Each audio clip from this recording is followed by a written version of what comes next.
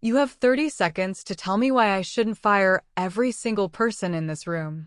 The silence in the conference room was deafening. 23 executives, managers, and department heads sat frozen around the mahogany table, their faces pale under the fluorescent lights. Some stared at their hands. Others couldn't look away from me. The evidence proved everything they believed about their workplace was carefully constructed lies. For 3 weeks, I'd watched them. I'd seen who they really were when they thought no one important was looking. You know, there's something powerful about karma. About justice. About the moment when truth finally breaks through years of carefully maintained facades. I've learned that real character isn't revealed in boardrooms or performance reviews. It's revealed at 2 in the morning when someone thinks the only witness is a woman in cleaning overalls who they assume doesn't matter. Hey everyone, hope you're having a good day wherever you're watching from. Whether you're dealing with your own workplace drama or just trying to get through another week, I think you'll find this story hits different. How's the weather treating you today? My name is Zara Johnson, and I'm the CEO of TechFlow Solutions, a company I built from nothing into a $100 million enterprise. This is the story of how I went from being invisible in my own building to exposing a network of corruption that went deeper than I ever imagined. But let me start from the beginning, because 3 weeks ago, I made a decision that would change everything. I was 28 when I started TechFlow in my studio apartment, surviving on ramen and determination. Back then, I believed that success meant creating something bigger than myself. I believed that if you treated people right, they'd treat each other right. I believed that building a company meant building a family. I believed that the values you put on paper actually meant something. For 8 years, I poured everything into TechFlow. We grew from 3 employees to over 400. We moved from my apartment to a gleaming headquarters in downtown Atlanta. We won awards for innovation, for workplace culture, for diversity and inclusion. I stood on stages and gave speeches about creating environments where everyone could thrive. But lately, something had been eating at me. It started with whispers. Rumors that filtered up through the corporate hierarchy like smoke. Stories about how the night shift was treated. Complaints that seemed to disappear before they reached my desk. Anonymous emails that painted a picture of my company that I didn't recognize. The breaking point came on a Tuesday morning in October. I was reviewing our quarterly employee satisfaction surveys when I noticed something that made my stomach drop. Our daytime scores were excellent across the board. But our night shift scores? They were terrible. And getting worse. Harassment complaints, wage theft allegations, reports of verbal abuse, all from the cleaning staff, security guards, and overnight maintenance workers, all somehow getting buried in HR paperwork before they reached executive level. I called an emergency meeting with my leadership team, sat around this same conference table and asked direct questions, got smooth answers, professional explanations. Assurances that everything was being handled appropriately. But something in their eyes told me they were lying. That night, I made a decision that would have seemed crazy to anyone who knew me. I was going to find out the truth myself. Not through reports or meetings or carefully filtered information. I was going to see what really happened in my building when the executives went home. I was going to become invisible. The plan took 2 weeks to set up. I created a fake identity, Maya Williams, a single mother who needed night work to make ends meet. I had my assistant's cousin, who worked for a temp agency, submit my application through normal channels. I bought secondhand clothes from Goodwill.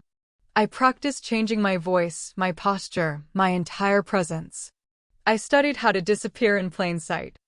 The hardest part wasn't the disguise. It was realizing that I'd built a company where the CEO could become completely invisible just by putting on cleaning overalls and carrying a mop bucket. That said something about how we saw certain people, how we valued certain work, how we'd forgotten that every person in our building was a human being with dreams and struggles and dignity. My first night as Maya Williams was 3 weeks ago. I walked into my own building through the service entrance, signed in with a security guard who barely looked at me, and reported to the night shift supervisor. I had no idea that I was about to discover a secret world operating inside my company.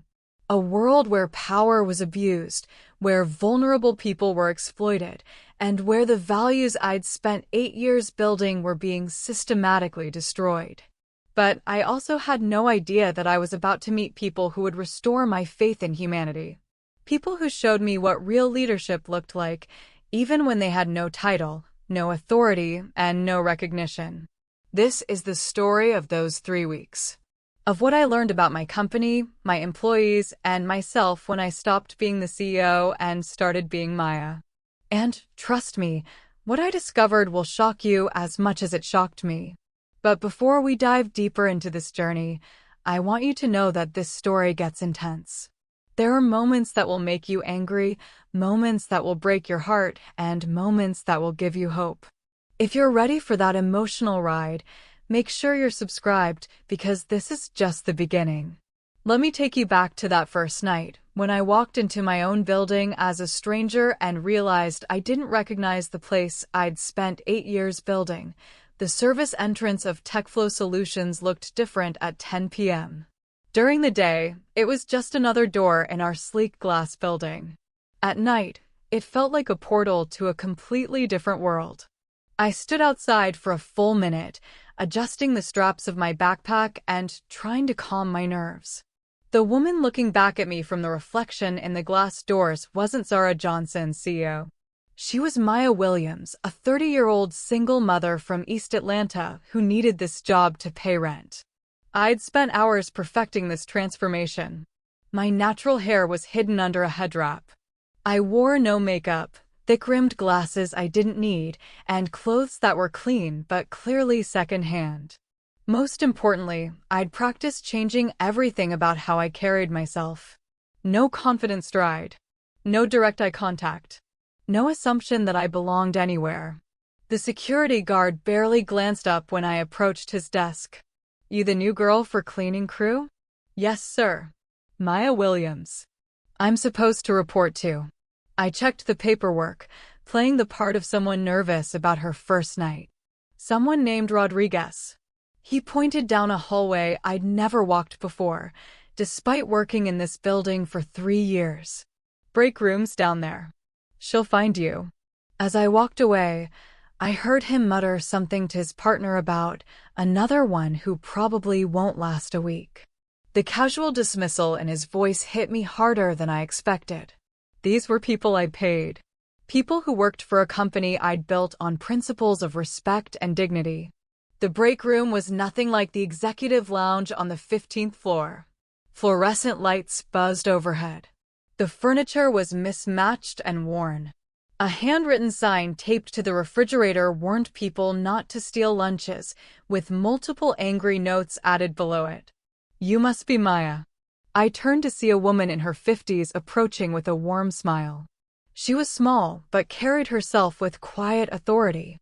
Her name tag read Carmen Rodriguez, Night Supervisor. "Yes, ma'am. Thank you for giving me this opportunity."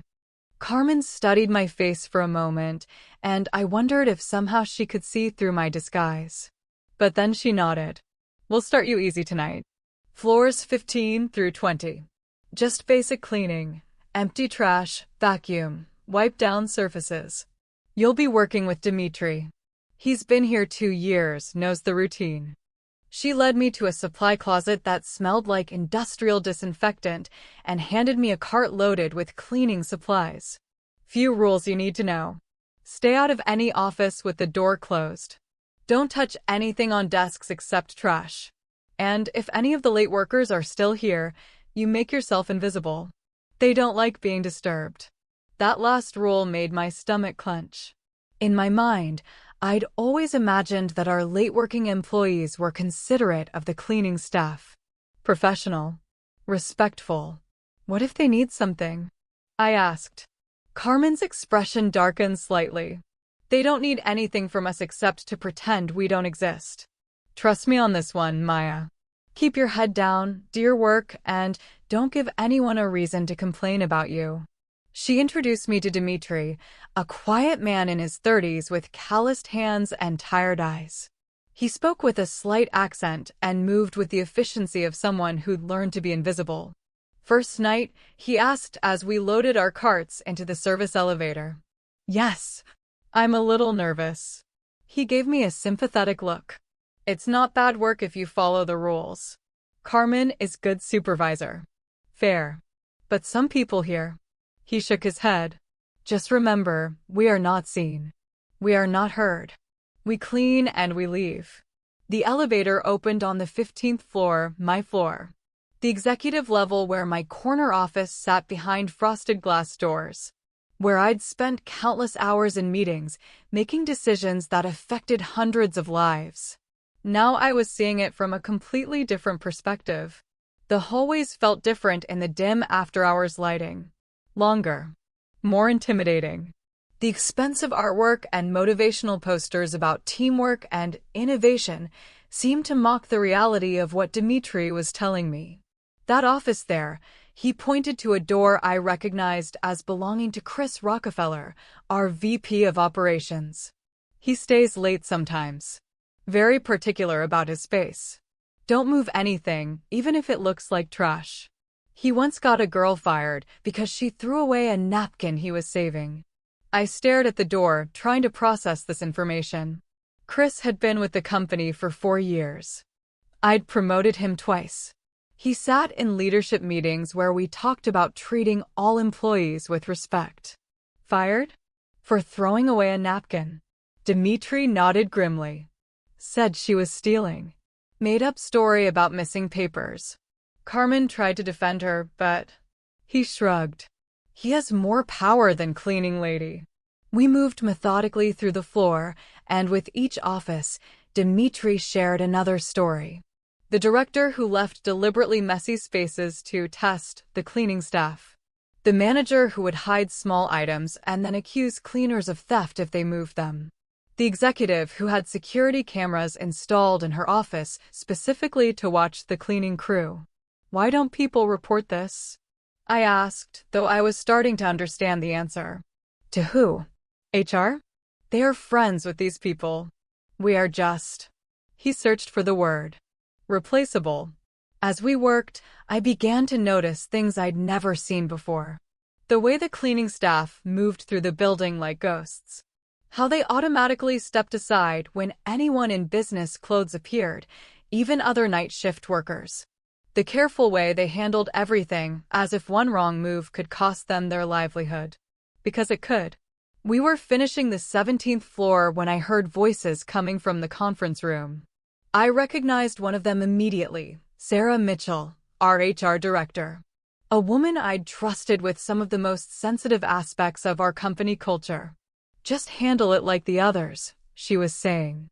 Document everything that makes her look bad. Attendance, attitude, whatever. Build a case. But she hasn't actually done anything wrong, another voice replied. I didn't recognize this one. She filed a complaint, David. That makes her a problem.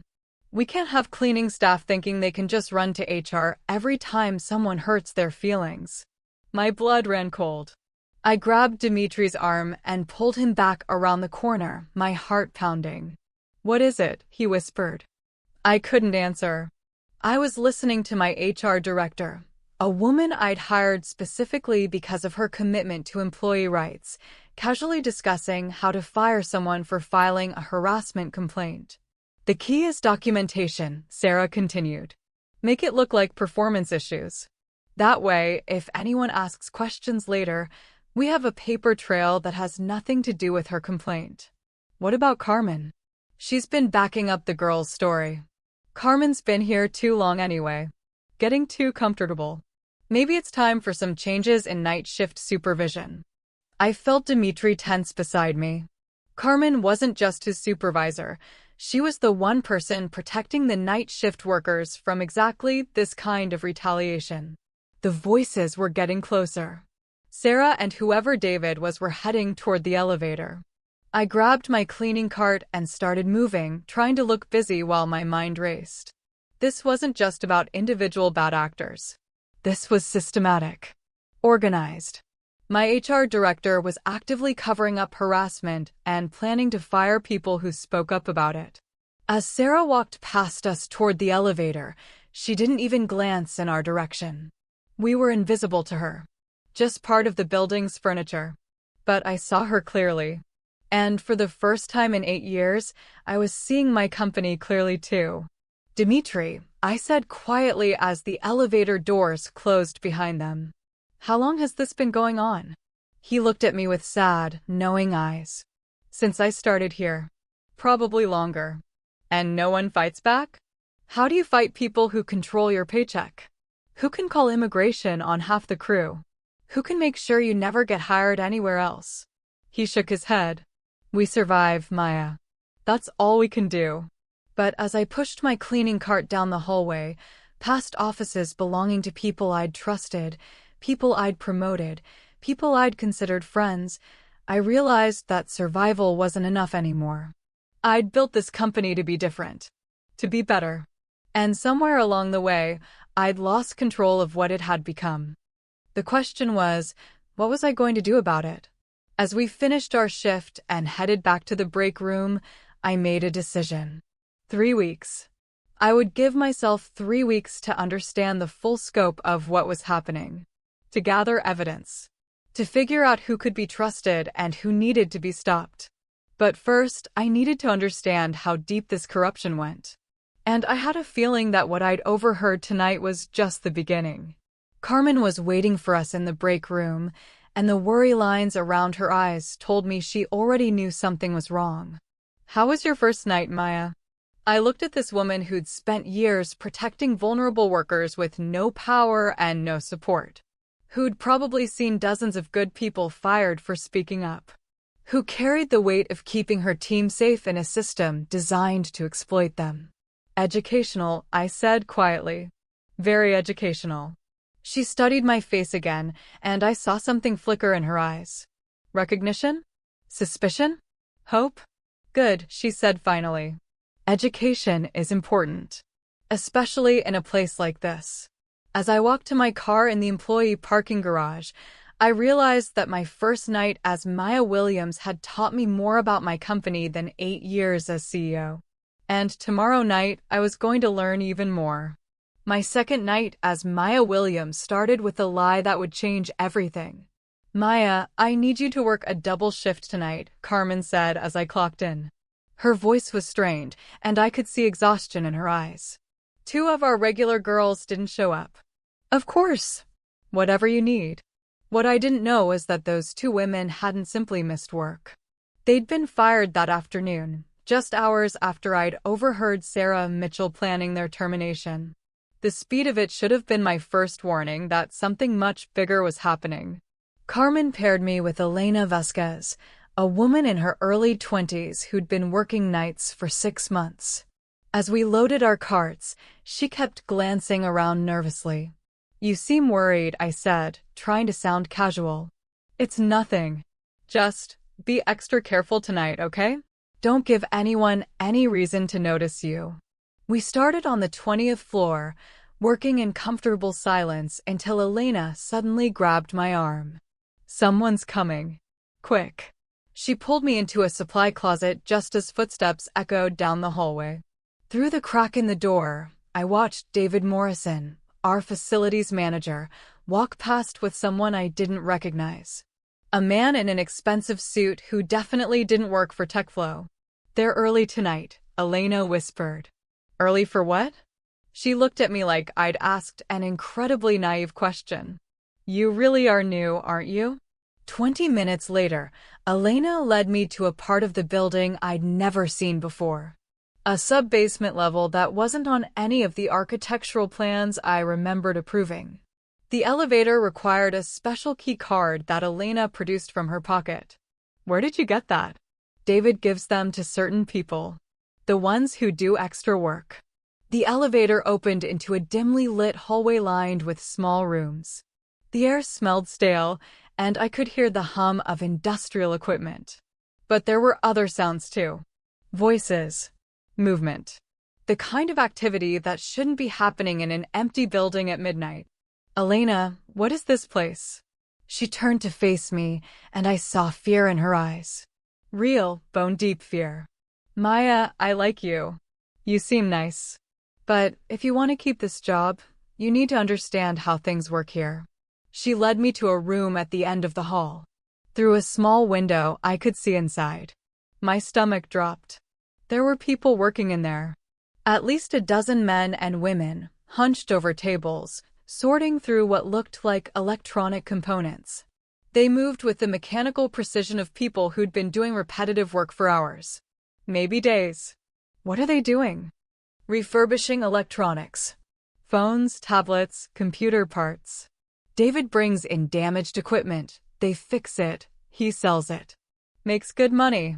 I stared through the window, trying to process what I was seeing. Are they employees? Elena's laugh was bitter. Employees get paid, Maya. These people work for food and a place to sleep. Most of them don't have papers. David promises them real jobs, work visas, a chance at a better life. Instead, he gives them this. The pieces started falling into place with horrifying clarity. The sub-basement that wasn't on any official plans. The special key cards. The extra work that certain cleaning staff were recruited for. David Morrison was running a human trafficking operation out of my building. How long has this been going on? Since before I started. Maybe years. David's careful about who he brings down here. Only people he trusts. People who need the money bad enough to keep quiet. And if someone doesn't keep quiet? Elena's expression darkened. Remember those two girls who didn't show up tonight? They were asking too many questions.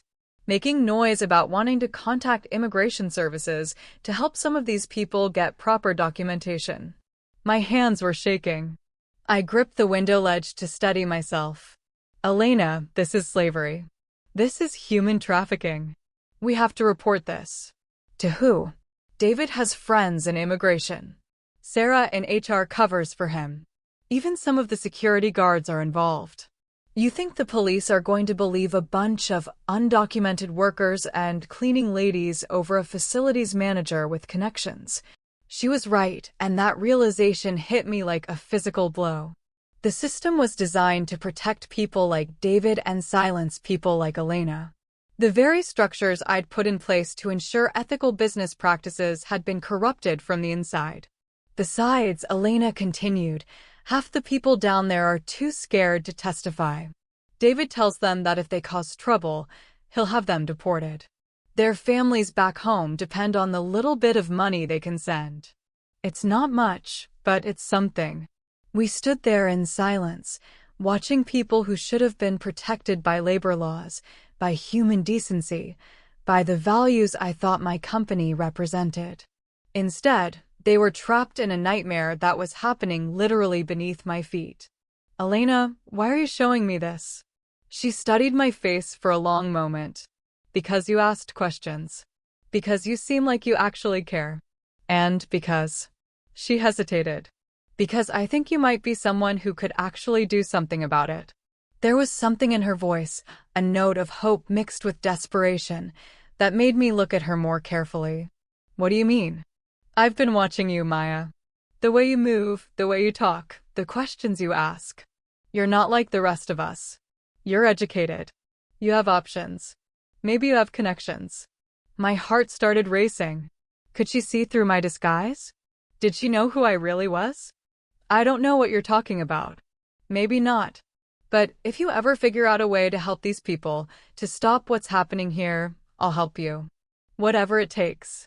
Before I could respond, we heard footsteps in the hallway. Elena quickly pulled me away from the window and toward a service stairwell. We need to get back upstairs. David doesn't like people lingering down here. As we climbed the stairs, my mind was reeling. The scope of what I discovered was overwhelming. This wasn't just workplace harassment or petty corruption. This was organized crime happening in my building, using my company's resources, protected by my employees. But Elena's words kept echoing in my head. She thought I might be someone who could do something about it. She was right, but not in the way she imagined. I was the CEO. I had the power to stop this. But I also realized that if I revealed myself now, if I acted too quickly, David and his network would disappear. The evidence would vanish. The victims would be scattered or silenced. I needed more information. I needed to understand the full scope of the operation. And I needed to figure out who else was involved. Back on the main floors, Elena and I worked in tense silence. Every sound made us both jump. Every shadow could be David or one of his associates. The building that had once felt like my second home now felt like enemy territory. Around 3 a.m., we were cleaning the executive conference room when Elena suddenly froze. "Someone's coming. Hide." We ducked behind the conference table just as the door opened. I heard David's voice, along with two others I didn't recognize. "The shipment from overseas arrives Thursday. We'll need the space cleared by then. What about the current workers?" This was a voice I didn't know, with a slight accent. "We'll move them to the warehouse facility. Some of them have been here too long anyway. Getting comfortable. Starting to ask questions. And the cleaning staff who've seen too much?"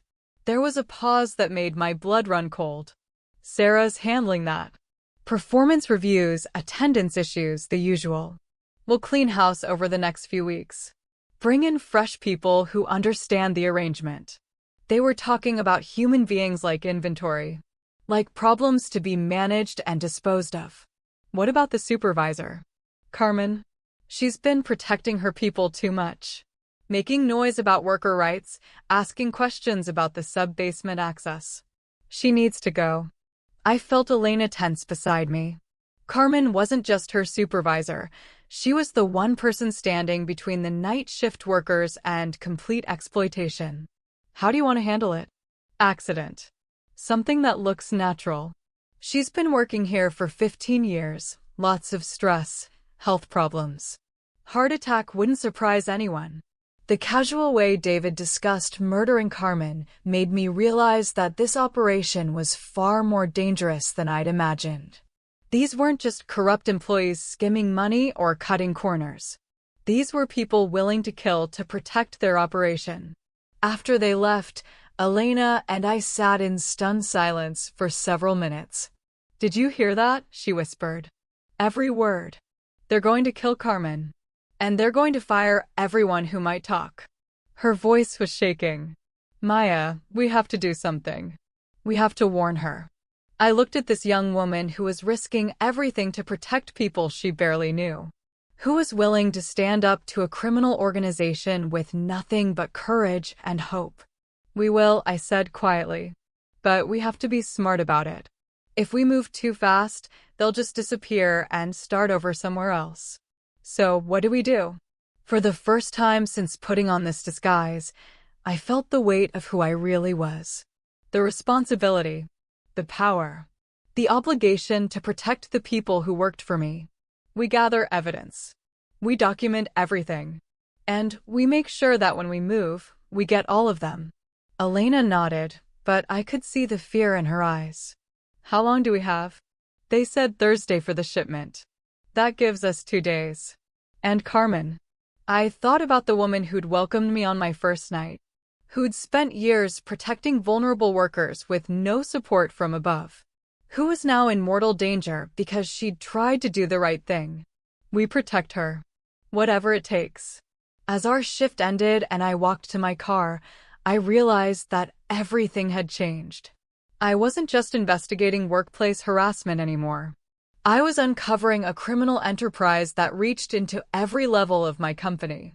And I had less than 48 hours to figure out how to stop it before people started dying. The question was, how do you take down a conspiracy when you're not sure who you can trust? I was about to find out. I didn't sleep that day. How could I? Every time I closed my eyes, I saw those people in the sub-basement, working in conditions that belonged in a nightmare, not in a building I owned. By 6 p.m., I was back in my Maya Williams disguise, but this time I came prepared. Hidden in my cleaning supplies was a small recording device and a camera pen I'd bought that afternoon. If I was going to expose this operation, I needed evidence that would hold up in court. Carmen looked exhausted when I arrived for my shift. dark circles under her eyes, hands that shook slightly when she handed me my assignment sheet. "You okay?" I asked, though I already knew the answer. "Just tired. Been having trouble sleeping lately." She glanced around the break room, then leaned closer. "Maya, I need to ask you something. Have you noticed anything unusual during your shifts?" My heart started racing. Did she suspect something? Had David already started making moves against her? What kind of unusual? People who don't belong here. Conversations that stop when you walk by. Areas of the building you're told to avoid. Her voice dropped to barely a whisper. "I've been here 15 years. I know when something's not right. I made a decision that could have blown my cover completely. Carmen, if you're in danger, there are people who can help. People with more power than you might think." She studied my face with those sharp eyes that seemed to see everything. "Maya, who are you really?" Before I could answer, Elena burst into the break room, her face pale with panic. "Carmen, we have a problem.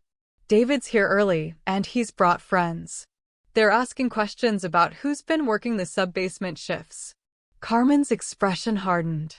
"How many friends?" "3 men I've never seen before. They look like security, but not our security." I felt the walls closing in. David was moving faster than expected, probably because of what he'd discussed in the conference room last night. The timeline was accelerating. "Carmen," I said urgently, "you need to leave. Right now. Call in sick, go home, don't come back until this is over." "I'm not abandoning my people. You can't protect them if you're dead." The words hung in the air like a physical presence. Carmen's eyes widened as she realized I'd heard something specific. "What do you know, Maya?" Elena grabbed my arm. "They're coming this way. We need to move." Carmen made a decision that probably saved her life. "Elena, take Maya to the supply room on 18. Stay there until your shift ends. Don't clean anything, don't go anywhere, just hide." "What about you?" "I'm going to have a conversation with David." It's time someone stood up to him. "Carmen, no." That's exactly what they want. But she was already walking toward the door, her shoulders squared with determination. I watched this woman who'd spent years protecting others walk straight into danger, and I felt something break inside me. Elena pulled me toward the service elevator. "She's going to get herself killed. Not if I can help it." As we rode up to the 18th floor, I made another decision. I pulled out my phone and sent a text to my head of security, my real security team, not the compromised guards downstairs. "Emergency at TechFlow. Need immediate backup. Potential violence. Come armed."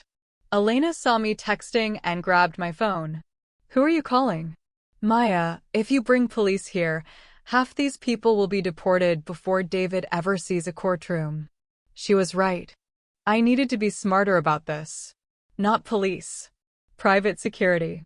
People who work for someone who cares about what happens here. Who?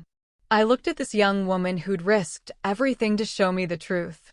Who'd trusted me with information that could get her killed. Who deserved to know who she was really talking to.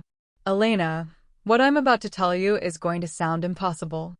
Before I could continue, we heard shouting from downstairs. Angry voices, the sound of furniture being moved, doors slamming.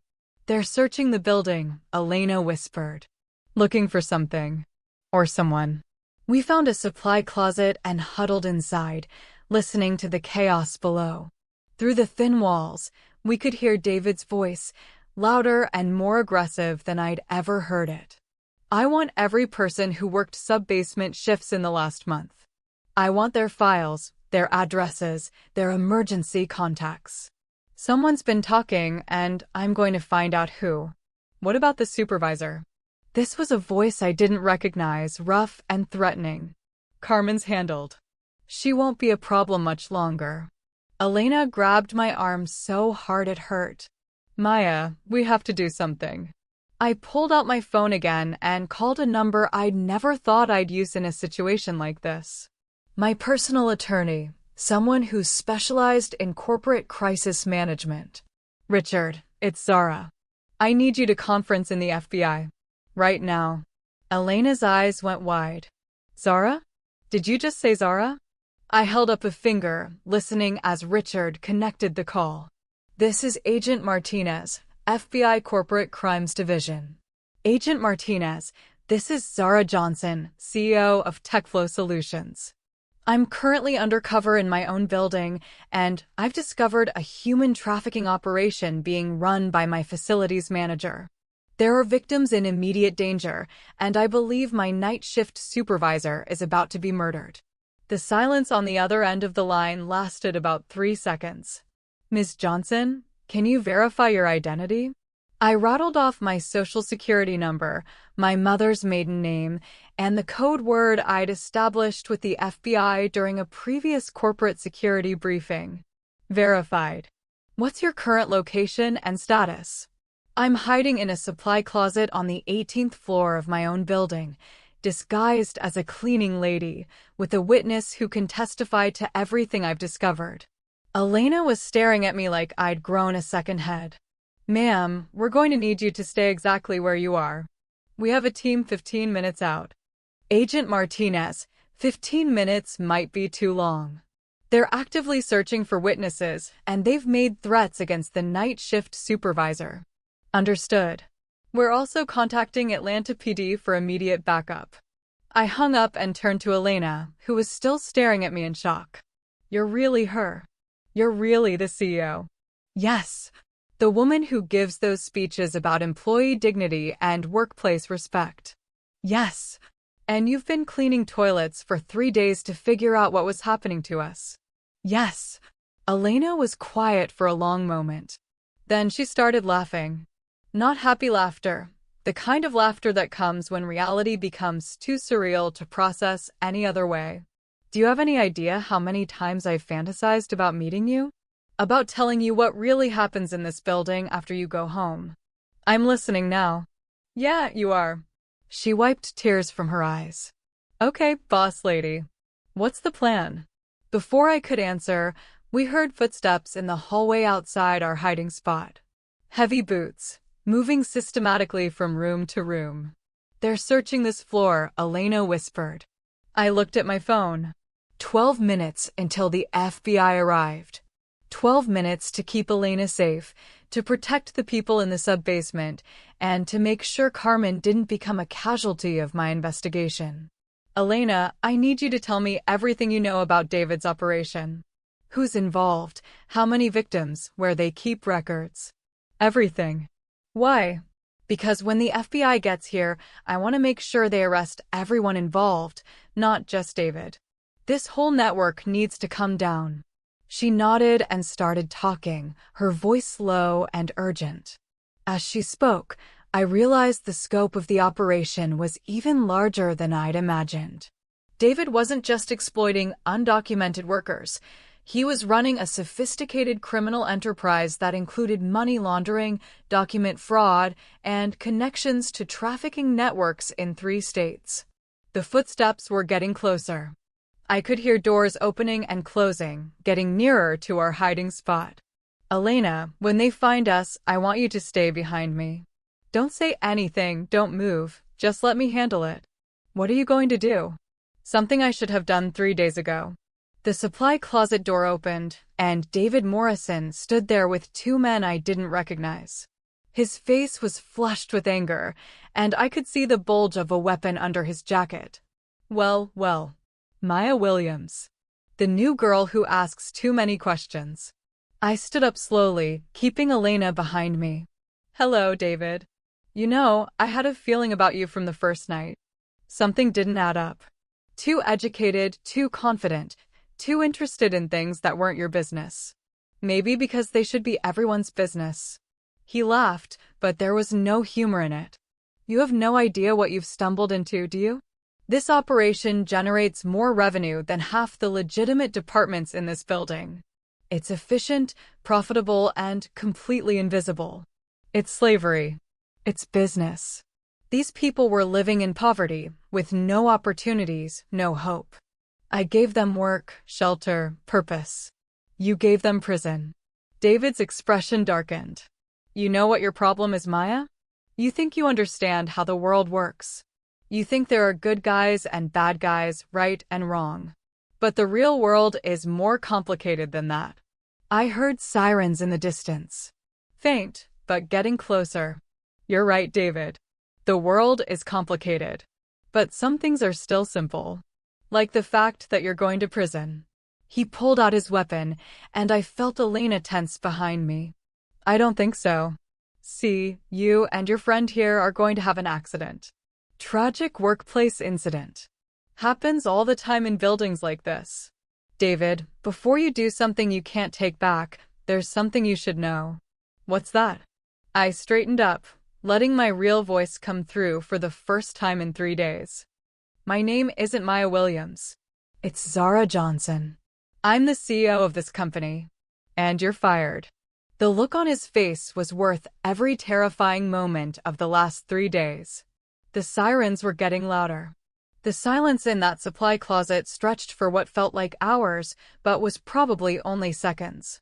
David's face went through a series of expressions: confusion, disbelief, recognition, and finally, pure rage. You're lying. Am I? Check my employee badge. Run my fingerprints. Call my assistant. Or better yet, wait about 30 seconds for the FBI to arrive and confirm it for you. The sirens were getting louder, but David's grip on his weapon tightened instead of loosening. You think you're clever, don't you? Coming down here, playing dress up, thinking you could expose us. His voice was getting higher, more unstable. You have no idea what you've done. I've done my job. I've protected my employees. Your employees? David laughed, and the sound was genuinely unhinged. Lady, you don't know the first thing about your employees. You want to know what's really been happening in your precious company. Elena grabbed my arm, sensing something terrible was coming. This trafficking operation? It's small time compared to what else has been going on. You think I could run something this big without help? Without protection from the very top? My stomach dropped. What are you talking about? Your CFO, Michael Torres. Your head of security, Janet Walsh. Your precious HR director, Sarah Mitchell. Half your executive team has been taking cuts from this operation for years. The words hit me like physical blows. Michael had been my first hire when I started the company. Janet had been personally recommended by my mentor. Sarah had been my choice to lead our diversity and inclusion initiatives. You're lying. Am I? Who do you think approved the construction of the subbasement? Who signed off on the security modifications? Who made sure the right people got hired for night shift supervision? David's smile was vicious. You built this company, Zara, but we've been running it. Elena whispered behind me, oh my God.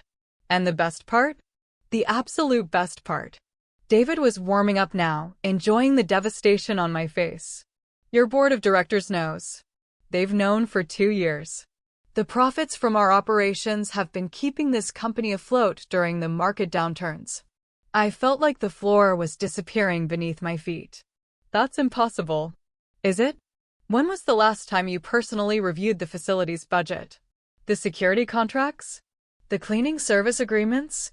You've been so busy playing CEO, giving speeches about corporate responsibility, that you never noticed your company was built on the backs of enslaved workers. The sirens were right outside now, but I barely heard them. Everything I'd believed about my company, about the people I'd trusted, about my own leadership, was crumbling. The quarterly reports, I whispered, pieces falling into place. The profit margins that never quite made sense. The facility's costs that seemed too low. Now you're getting it. Your company has been profitable because we've been using free labor. Your stock price, your expansion plans, your reputation as an innovative employer, all of it built on human trafficking. Elena stepped out from behind me, her face pale but determined. You're forgetting something, David. What's that, sweetheart? She's here. She found out. She's stopping it. David's expression shifted, becoming more dangerous. No, she's not. Because she's not leaving this room alive. Neither of you are. The supply closet door burst open and FBI agents flooded in. David spun toward them, weapon raised, but Agent Martinez was faster. Drop your weapon. FBI. What happened next felt like it occurred in slow motion. David's finger moved toward the trigger. Elena threw herself forward, trying to knock his arm aside. I lunged toward both of them, trying to protect her. The gunshot was deafeningly loud in the small space. Elena crumpled to the floor, blood spreading across her shirt. Elena! I dropped beside her, pressing my hands against the wound in her shoulder. Stay with me. Help is coming. David was on the ground, hands zip-tied behind his back, screaming about lawyers and constitutional rights. But all I could focus on was Elena's face, pale and shocked but still conscious. Did we get them? She whispered. We got them. All of them. I looked up at Agent Martinez, who was coordinating with his team through his radio. Agent Martinez, I need to know about the other executives David mentioned. Michael Torres, Janet Walsh, Sarah Mitchell. Teams are moving on all of them now. We'll have answers within the hour. Elena squeezed my hand weakly. Boss lady, there's something else you need to know. What? Carmen. They took her about 20 minutes ago. Said they were moving her to a secure location. My blood went cold. Where? I don't know. But David's not the only one with keys to the sub-basement. Agent Martinez overheard and immediately got on his radio. We need teams to the sub-basement level immediately. Possible hostage situation. As paramedics arrived to treat Elena, I realized that David's revelations were just the beginning. If half my executive team was involved, if my board knew, then the corruption went deeper than I'd ever imagined. Agent Martinez, I need to see the sub-basement. I need to see what we're really dealing with. Ma'am, that's a crime scene now. We can't allow. It's my building. Those are my employees down there. And if Carmen is being held hostage, I might be the only one who can help negotiate her release. He studied my face for a moment, then nodded. Stay behind me. Don't touch anything. And if I tell you to leave, you leave immediately. We took the service elevator down to the sub-basement, and what I saw when the doors opened was worse than anything I'd imagined during my brief glimpse through the window. The space was massive, much larger than I'd realized. Dozens of workstations, sleeping areas with thin mattresses on the floor, a makeshift kitchen, and what looked like holding cells. How many people? I asked Agent Martinez. We're still counting. At least 40, maybe more. Some of them have been here for months. I walked through the space, seeing my company's logo on equipment, on uniforms, on documents scattered across tables. This wasn't just happening in my building, it was happening under my brand, with my company's resources. Agent Martinez, over here. One of the other agents was standing beside a door I hadn't noticed before. Through the small window, I could see Carmen tied to a chair, conscious, but clearly terrified. Carmen. I called out. She looked up, and her eyes widened when she saw me. Maya? What are you doing here? Agent Martinez was already working on the lock. Ma'am, step back please. The door opened, and I rushed inside to untie Carmen while the agents secured the room. Carmen, are you hurt? I'm okay. Scared, but okay. She looked at me with those sharp eyes that had seen through my disguise from the beginning. Maya, who are you really? I'm someone who should have protected you better. Someone who failed you and everyone else in this building. That's not what I asked. Agent Martinez cleared his throat. Ma'am, we need to evacuate this area. We've found evidence of explosive devices. As we hurried toward the elevator, Carmen grabbed my arm. Maya, whatever your real name is, you saved us. You risked everything to expose this. I didn't save anyone. I let this happen under my own roof. No, she said firmly. You stopped it. That's what matters. But as we reached the main floor and I saw FBI agents leading my CFO and head of security away in handcuffs, I realized that stopping the trafficking operation was just the beginning. My company was built on a foundation of exploitation and lies. My board of directors had been complicit. Half my executive team was corrupt. And I had been so focused on external success that I'd been blind to the suffering happening in my own building. Agent Martinez approached me as we reached the lobby. "Ms. Johnson, we're going to need extensive debriefing sessions. This investigation is going to take months, possibly years." "What about the victims?" "We're working with immigration services and victim advocacy groups. Most of them will be eligible for T visas, allowing them to stay in the country legally while they help with the prosecution." "And my company?" He looked uncomfortable. "That's going to depend on how deep the corruption goes. If your board was complicit, if company funds were used to facilitate trafficking, you could be looking at criminal charges even if you weren't personally involved." I nodded, understanding the implications. TechFlow Solutions, the company I'd built from nothing, might not survive this scandal. My reputation, my career, everything I'd worked for could be destroyed. But as I looked around the lobby and saw Elena being loaded into an ambulance, Carmen giving her statement to investigators, and dozens of trafficking victims finally being treated as human beings instead of property, I realized something important. For the first time in years, I was proud of my company. Not because of our stock price or our innovation awards or our media coverage, but because we'd finally done the right thing, even if it destroyed us in the process. "Agent Martinez," I said, "I want to cooperate fully with your investigation. Whatever it takes, however long it takes. These people deserve justice. Even if it means criminal charges against you. Even if it means losing everything." As I walked out of my building that morning, still wearing my cleaning overalls, I realized that my journey as Maya Williams was over. But my real work was just beginning. The news broke at 6 a.m., just as I was driving home from the most devastating night of my life. Breaking news: FBI raids TechFlow Solutions headquarters in massive human trafficking investigation. CEO Zara Johnson allegedly involved in conspiracy. I pulled over and sat in my car, listening to reporters destroy my reputation in real time. They had the basic facts right: the trafficking operation, the arrests, the victims, but the narrative was already being twisted. According to the early reports, I was either complicit in the operation or criminally negligent for allowing it to happen. The fact that I'd been the one to expose it was buried in the third paragraph, if mentioned at all. My phone started ringing. First my lawyer, then my assistant, then board members, investors, and reporters. I turned it off and drove home in silence. But home wasn't safe either. News vans were already parked outside my house. Reporters with cameras and microphones crowded my driveway. I had to park 3 blocks away and sneak through my neighbor's backyard just to get inside.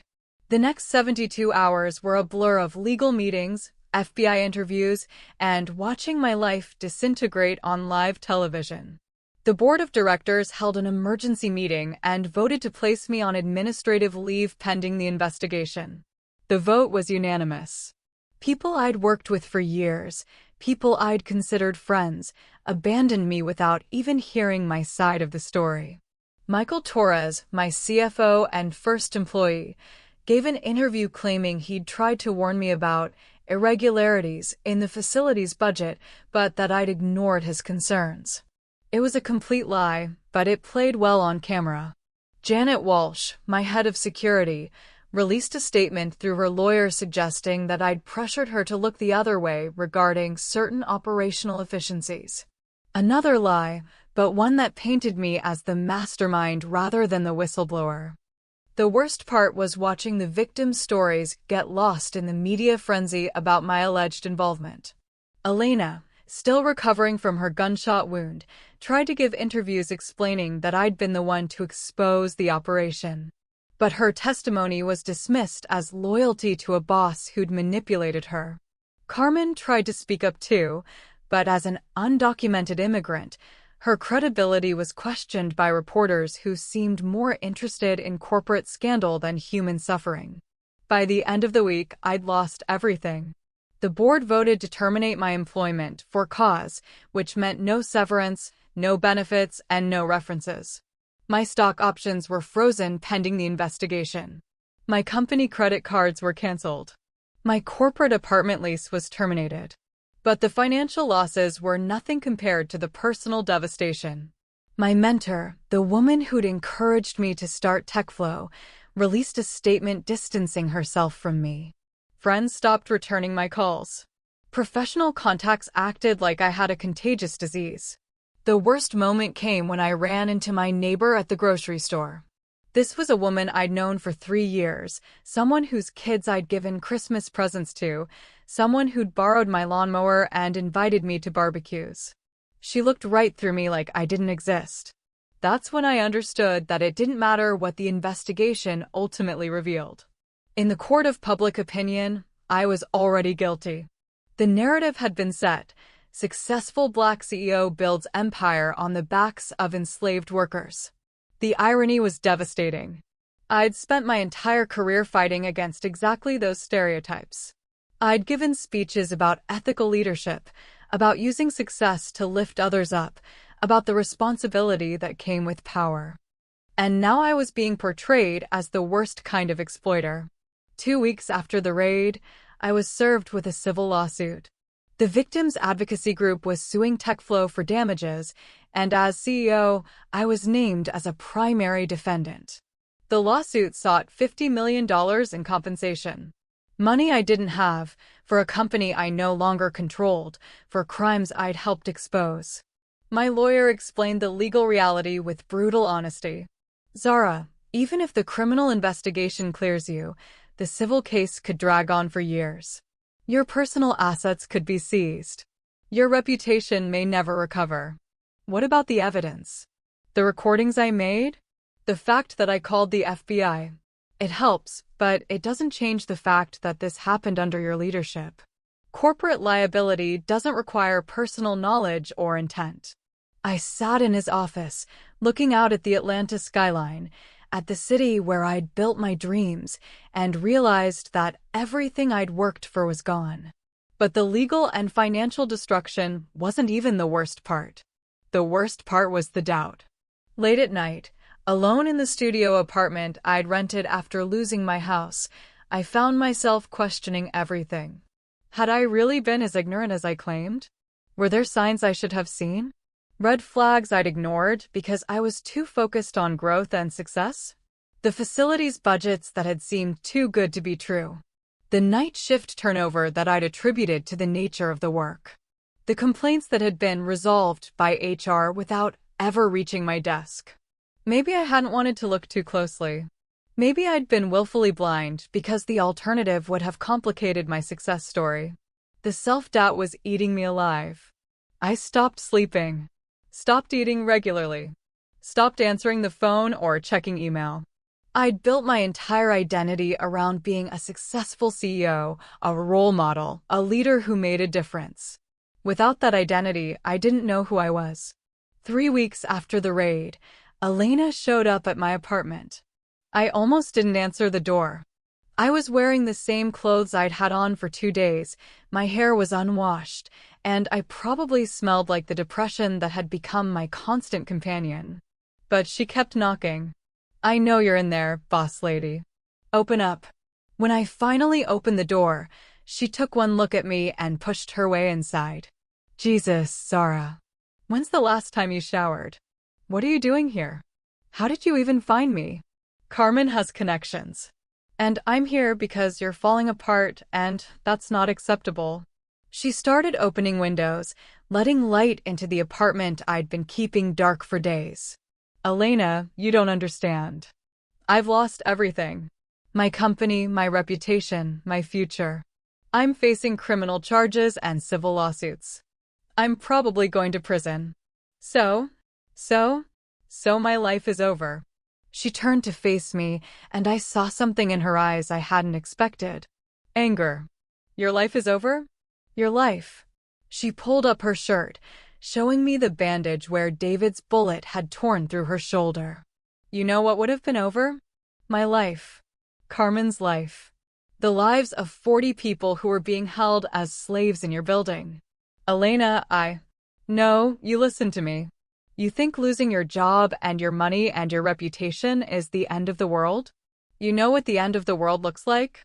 It looks like being trapped in a basement, working 18 hours a day, sleeping on a concrete floor, and knowing that no one in the world cares if you live or die. She was right, and I knew it, but the knowledge didn't make the pain any less real. I know you're hurting, she continued, her voice softer now. I know this isn't fair. But you saved us, Zara. You risked everything to save people you didn't even know. That matters more than stock prices or board meetings or whatever the hell those reporters are saying about you.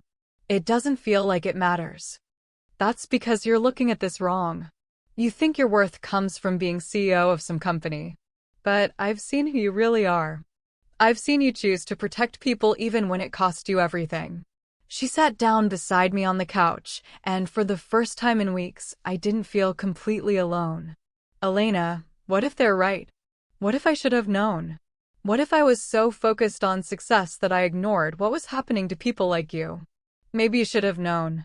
Maybe you made mistakes. But you know what? When you found out, you didn't cover it up.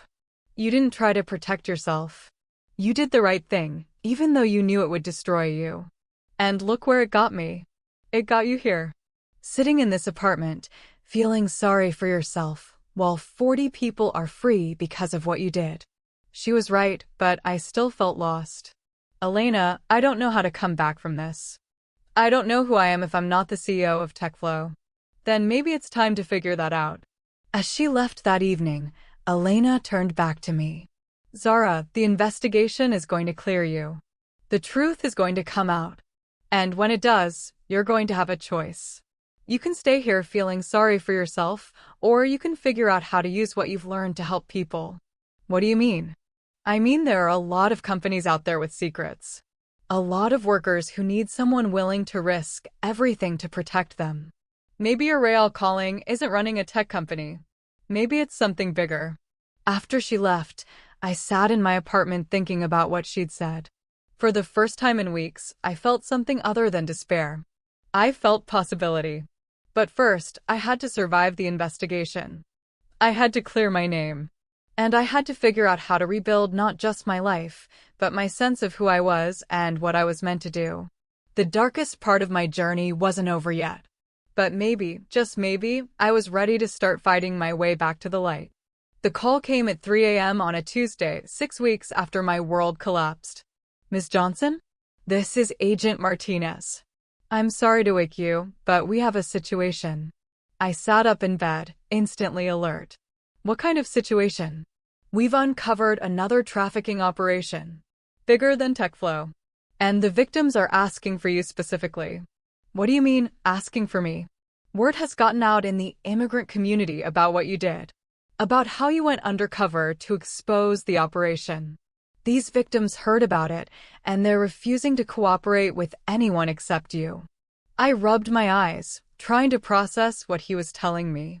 Agent Martinez, I'm not law enforcement. I'm not even employed anymore. I'm facing my own legal issues. I know. But these people have been betrayed by everyone in positions of authority. Police, immigration officials, employers, social workers. You're the only person they trust. Where is this happening? Birmingham. A textile factory that's been operating for 3 years. We estimate over 100 victims, mostly women and children. The number hit me like a physical blow. 100 people. Children. What exactly are you asking me to do? Come with us. Help us communicate with the victims. Help them understand that we're trying to help, not hurt them. I looked around my studio apartment, at the life I'd been hiding in for 6 weeks. At the stack of legal documents on my kitchen table, the job rejection letters, the bills I could barely afford to pay. Agent Martinez, if I do this, if I get involved in another case, it's going to make my legal situation worse, isn't it? The media will say I'm trying to rehabilitate my image.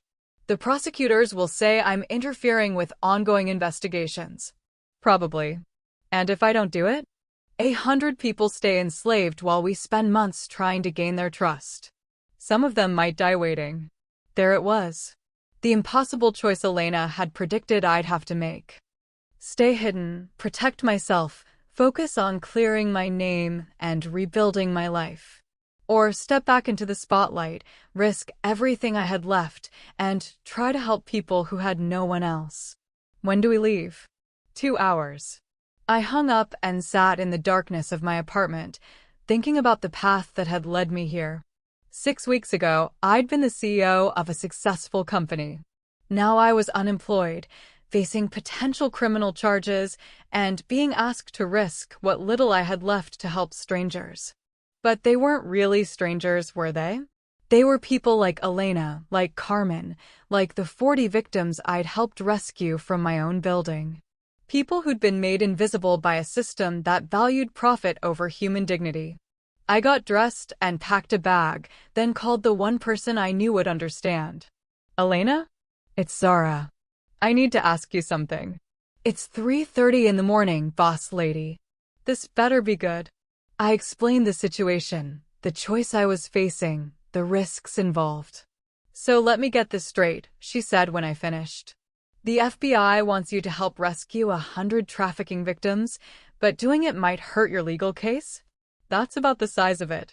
And you're calling me because I need someone to tell me I'm not crazy for wanting to do this. Elena was quiet for a long moment. Zara, do you remember what you told me that night in the supply closet? When David had a gun pointed at us? Not really. It's all kind of a blur. You said your name was Zara Johnson and you were the CEO of TechFlow. But that's not what made me believe you. What did? It was the way you stepped in front of me. The way you put yourself between me and danger without even thinking about it. That's when I knew you were someone special. I felt tears starting to form. Elena, I'm scared. What if this makes everything worse? What if I lose the little bit of credibility I have left? Then you lose it helping people who need you. That's not the worst way to go down. She was right. I knew she was right. But knowing something and having the courage to act on it are two different things. There's something else, I said. If I do this, if I keep getting involved in these cases, I don't think I can go back to being a regular CEO. This changes everything. Maybe that's the point. 2 hours later, I was in an FBI vehicle heading toward Birmingham, watching the sunrise through bulletproof glass and wondering what I was getting myself into. Agent Martinez briefed me during the drive. The operation is run by a man named Viktor Petrov. He's been bringing in women and children from Eastern Europe with promises of legitimate work. Instead, he's got them locked in a factory, working 16-hour days making clothes for major retail chains. How did you find them? One of the women escaped last week. She'd heard about the TechFlow case, about how you'd helped expose the trafficking there. She specifically asked for you when she came to us.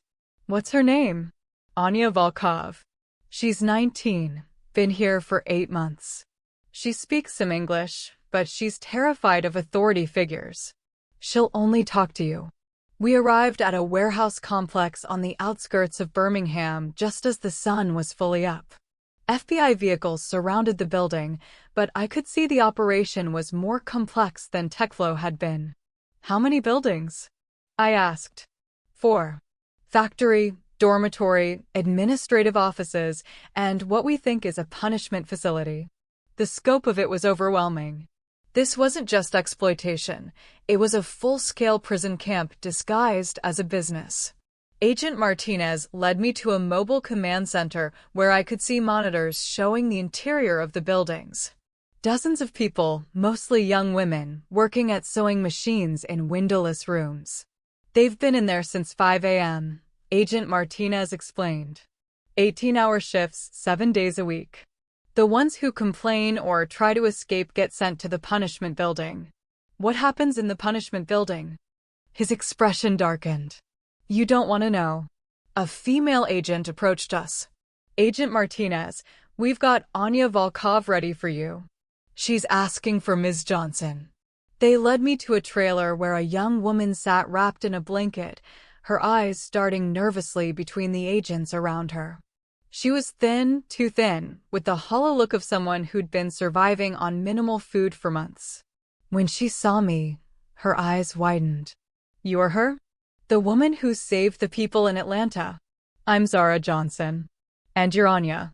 She nodded, tears starting to flow. They told me you would come. The others, they said you would help us.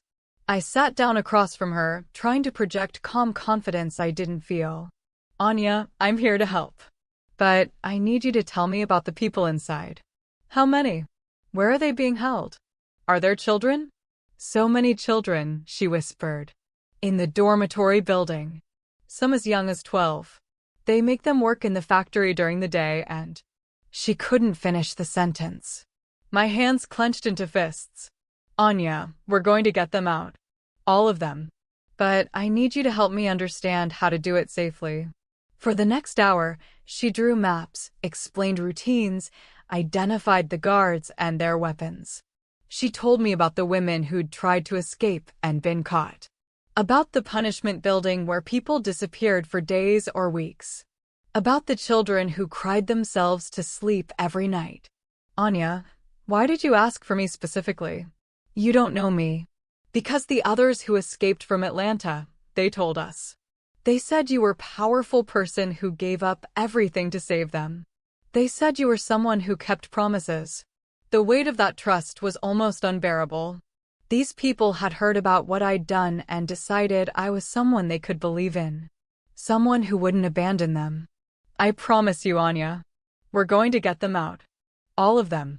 All of them. Agent Martinez approached us. Ms. Johnson, we're ready to move. But we need someone the victims will trust to go in first. Someone who can explain that we're here to help, not to arrest them.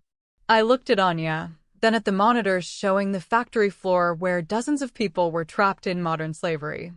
I'll do it. Ma'am, there are armed guards in there. This is extremely dangerous. So is leaving those people in there for another day. As I put on a bulletproof vest and prepared to walk into that factory, I realized that Elena had been right. This was my calling. Not running a tech company or giving speeches about corporate responsibility. This. Standing between vulnerable people and the systems that exploited them. Using whatever privilege and resources I had to fight for people who had no voice. It might cost me everything I had left. It might destroy any chance of rebuilding my old life. But for the first time in 6 weeks, I felt like I knew exactly who I was supposed to be. Agent Martinez, let's go save some people. Walking into that factory was like entering hell. The smell hit me first, unwashed bodies, industrial chemicals, and something else I couldn't identify, but that made my stomach turn. The sound came next, the constant hum of sewing machines, punctuated by sharp commands in multiple languages. But it was the sight that nearly broke me. Rows and rows of people, mostly women and girls, hunched over workstations in a windowless room lit by harsh fluorescent lights. Some looked up when I entered with Agent Martinez and 2 other agents, but most kept their heads down, too afraid or too broken to show curiosity. Remember, Agent Martinez whispered, we need to move fast once we start. Petrov has connections, and word travels quickly in operations like this. I nodded, scanning the room for the youngest victims Anya had told me about. I found them in a corner section, children who couldn't have been older than 13 or 14, their small hands moving with the mechanical precision of people who'd been doing the same task for months. One of the guards noticed our presence and started walking toward us, hand moving toward his weapon. Agent Martinez stepped forward, but I held up my hand. Let me handle this. I approached the guard with my hands visible, speaking in the calm, authoritative voice I'd perfected in boardrooms. I'm here to speak with your supervisor. There's been a development in the Atlanta case that affects this operation. The guard looked confused but radioed someone. Within minutes, a man I assumed was Viktor Petrov emerged from an office at the back of the factory floor. He was smaller than I'd expected, well-dressed, with the kind of confident bearing that came from years of operating without consequences. When he saw me, his eyes narrowed. You're the woman from TechFlow. The CEO who caused all that trouble. I'm Zara Johnson. And you're about to have much bigger trouble than I ever caused. I don't think so. You see, Ms. Johnson, you may have gotten lucky in Atlanta, but this is a different operation. More secure. better protected. As he spoke, I noticed movement in my peripheral vision. FBI agents were quietly positioning themselves around the factory floor, but Petrov was too focused on me to notice. Protected by who, Victor? Your contacts in immigration? Your friends in local law enforcement? Because I have some bad news for you. What's that? They've all been arrested. The lie came easily, but it had the desired effect. Petrov's confident expression faltered for just a moment. You're bluffing. Am I? Agent Martinez, would you like to show Mr. Petrov the arrest warrants? Agent Martinez stepped forward, pulling out a folder. Victor Petrov, you're under arrest for human trafficking, forced labor, conspiracy, and about 15 other federal charges. That's when everything went wrong. Petrov shouted something in Russian, and suddenly guards were appearing from everywhere. The factory floor erupted into chaos as workers screamed and dove for cover. Gunshots echoed through the building. But something unexpected happened. Instead of cowering, some of the workers started fighting back. A woman near the front grabbed a pair of industrial scissors and went after the guard closest to the children's section. An older man picked up a heavy piece of machinery and hurled it at another guard. These people had been waiting for this moment. They'd been ready. The children. I shouted to Agent Martinez over the noise. We have to get the children out first. I ran toward the corner where the youngest victims were huddled, dodging between overturned workstations and fallen equipment. A guard appeared in front of me, weapon raised, but before he could fire, one of the workers, a woman who couldn't have weighed more than 90 pounds, tackled him from behind. Go, she shouted in accented English. Save the children. I reached the corner where 12 kids were pressed against the wall, terror in their eyes. The oldest, a girl who might have been 15, was trying to shield the younger ones with her body. It's okay, I said, kneeling down to their level.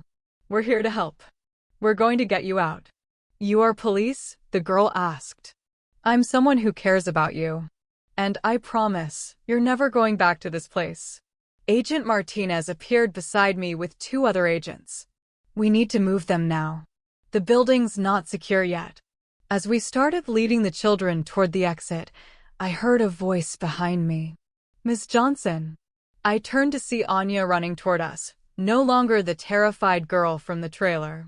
She was helping an elderly woman who could barely walk. Anya, what are you doing here?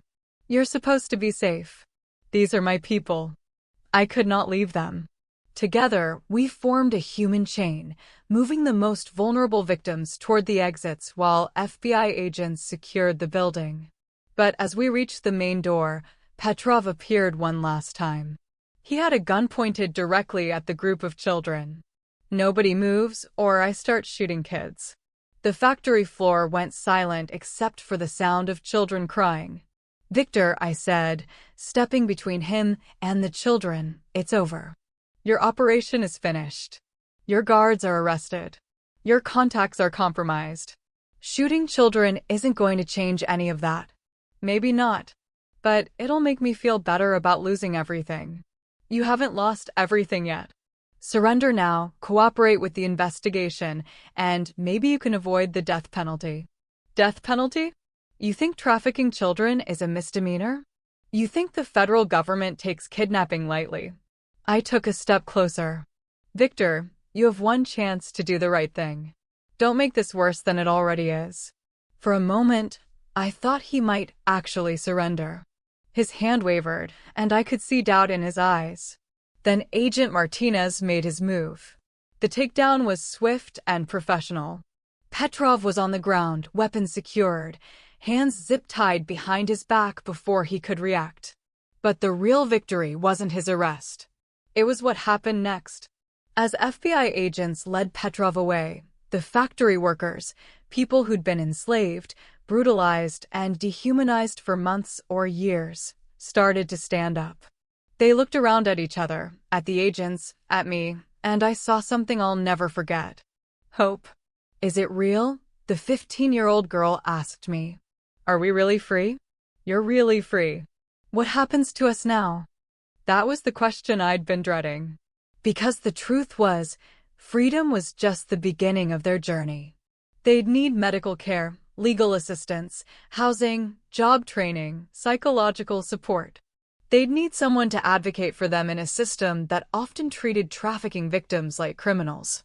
Now, I said, looking around at the 112 people we'd rescued that day, now we make sure you get everything you need to build real lives. Safe lives. Lives where you get to make your own choices. Who will help us? I looked at Agent Martinez, then at Anya, then at the faces of people who'd survived hell and were asking me to help them find their way to something better. I will.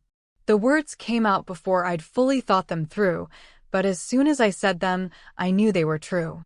I don't understand, the girl said. You're police? No. I'm someone who's learned that the most important job in the world isn't running a company or making money or being successful. It's making sure people like you are safe and free and treated with dignity. Agent Martinez pulled me aside as the victims were being processed and transported to a secure facility. Ms. Johnson, what you did in there was incredibly brave. And incredibly stupid. But it worked. This time. But you can't keep doing this. You're not trained for tactical operations. You could have been killed. Agent Martinez, how many more operations like this are out there? He was quiet for a moment. Dozens. Maybe hundreds. Human trafficking is a multi-billion-dollar industry. And how many of those victims are going to trust law enforcement enough to cooperate? Not many. Then you need people like me. People who've been where they are. People who understand what it's like to lose everything and have to start over. As we drove back to Atlanta that evening, I realized that my old life was truly over. Not because of the scandal or the legal troubles or the financial losses, but because I'd found something more important than anything I'd lost. I'd found my purpose. The next morning, I called Elena. How did it go, boss lady? We saved 112 people. And how do you feel? Like I finally know what I'm supposed to be doing with my life.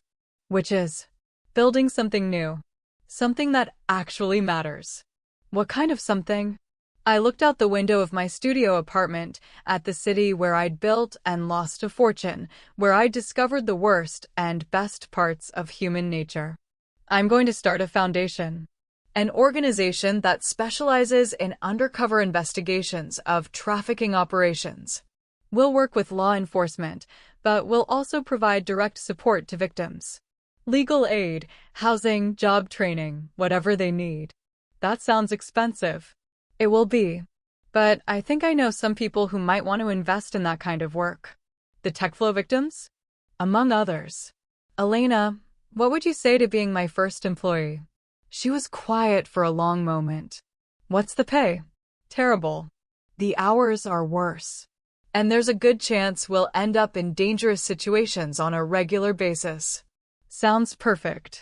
When do we start? As I hung up the phone, I realized that losing everything had been the best thing that ever happened to me. Because it had taught me what was actually worth having. 6 months later, I stood in front of a congressional subcommittee, no longer wearing cleaning overalls or expensive business suits. Just a simple black dress, and the kind of confidence that comes from knowing exactly who you are and what you're fighting for. Ms. Johnson, the committee chair said, can you tell us about the impact of the Freedom Foundation in its first 6 months of operation? I looked out at the packed hearing room, seeing familiar faces in the audience. Elena sat in the front row, her arms still in a sling, but her eyes bright with pride. Carmen was there too, now working as our victim services coordinator.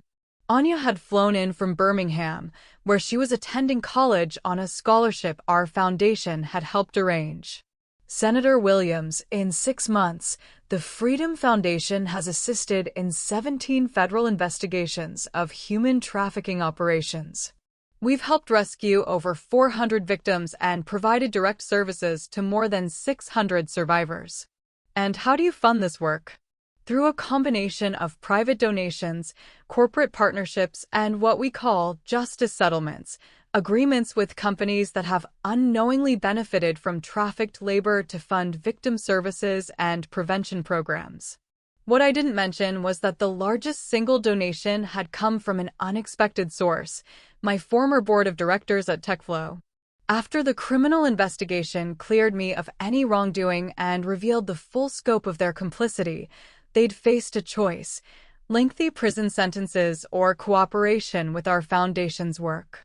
They'd chosen cooperation, along with substantial financial contributions to our cause.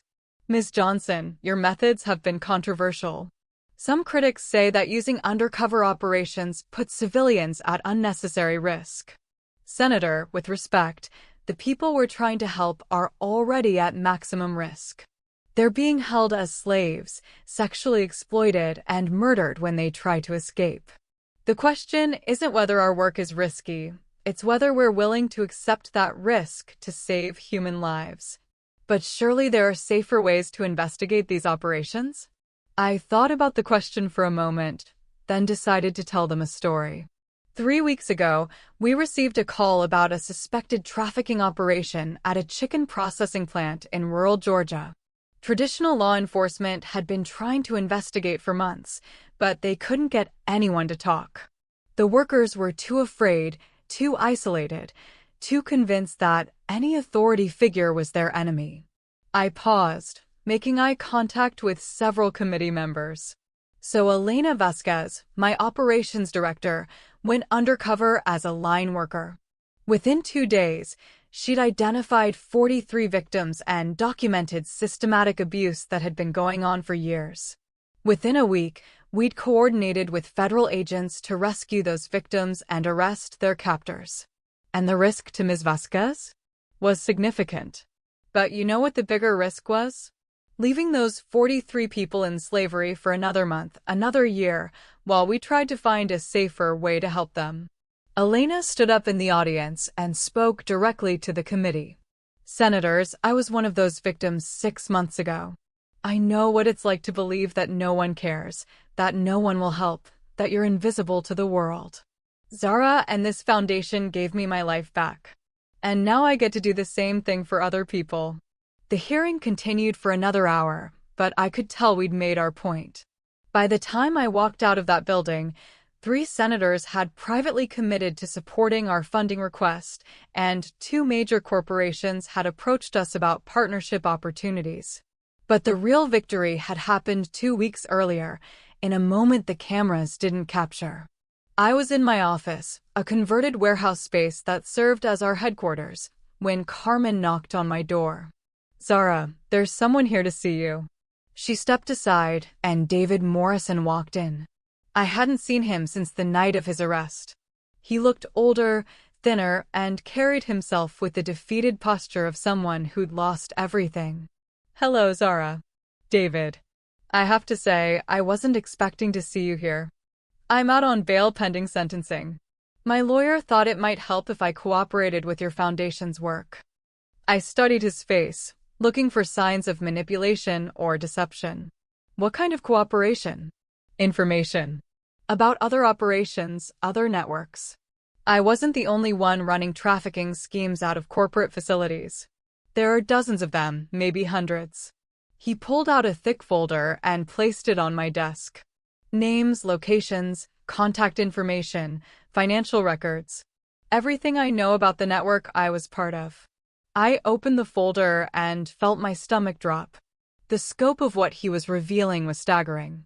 Major corporations, government contractors, even some nonprofit organizations, all unknowingly or deliberately using trafficked labor. David, why are you doing this? Because I've had 6 months to think about what I did. To really understand the harm I caused. His voice cracked slightly. I saw the congressional testimony from some of the victims. I heard them describe what their lives were like in that basement. And I realized that I'd become a monster. I'd convinced myself that I was providing opportunities, that these people were better off working for me than starving in their home countries. But I was just telling myself lies to justify slavery. I looked at this man who'd held a gun on me, who'd threatened to kill Carmen, who'd built his wealth on human suffering. And I saw something I hadn't expected. Genuine remorse. David, this information could help us save hundreds of people. But I need to know, are you doing this to reduce your sentence, or because you actually want to make amends? Both, if I'm being honest. But mostly because I need to believe that some good can come from the terrible things I've done. I made a decision that surprised even me. David, we'll use this information. But I want something else from you. What? I want you to speak at our next training conference. I want you to tell our investigators exactly how these operations work from the inside. How traffickers think, how they recruit, how they maintain control. You want me to help train the people who are trying to stop operations like mine? I want you to help us be better at protecting people from people like you used to be. He nodded slowly. I'll do it. That conversation led to one of our most successful initiatives, a program where reformed traffickers work with our investigators to understand and dismantle criminal networks from the inside. It wasn't popular with everyone. Some victim advocates thought we were giving platforms to criminals. Some law enforcement agencies questioned our methods. But it worked. In the 3 months since launching the program, we'd identified and helped shut down 12 major trafficking operations. Now, standing outside the congressional building after our hearing, I felt something I hadn't experienced in years. Complete peace with who I was and what I was doing. My phone buzzed with a text from Elena. Boss lady, we just got a call about a situation in Miami. Looks big. How soon can you be ready to travel? I smiled and typed back, give me 2 hours. As I walked toward my car, I thought about the journey that had brought me here.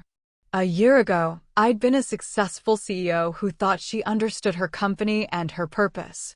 I'd measured my worth in stock prices and profit margins and industry awards. Now I measured it in lives saved and futures restored. The irony wasn't lost on me.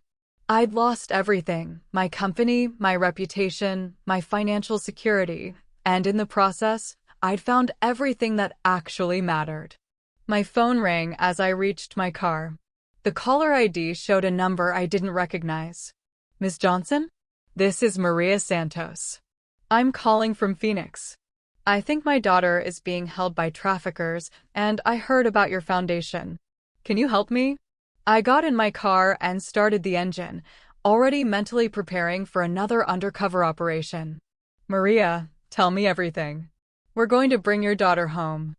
As I drove toward the airport, I realized that this was my life now. Not board meetings and quarterly reports, but phone calls from desperate parents and late-night rescues and the constant knowledge that somewhere, people were waiting for someone to care enough to save them. It wasn't the life I'd planned. It wasn't the success story I'd imagined when I started TechFlow in my studio apartment all those years ago. It was better. Because I'd learned that real success isn't about what you build for yourself. It's about what you're willing to sacrifice to protect others. And I'd learned that sometimes you have to lose everything to find out who you really are. Hey everyone, thank you for staying with me through this whole journey.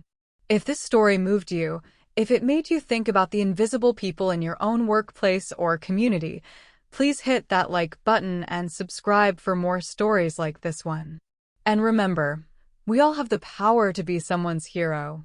We all have the ability to see the people others ignore, to speak up when others stay silent, to choose courage when others choose comfort. You don't have to be a CEO or start a foundation or go undercover to make a difference. You just have to care enough to act when you see something wrong. Because the world is full of people who need someone to notice them, to value them, to fight for them. Maybe that someone is you. Until next time, keep your eyes open and your heart ready. You never know when you might be called to change someone's life.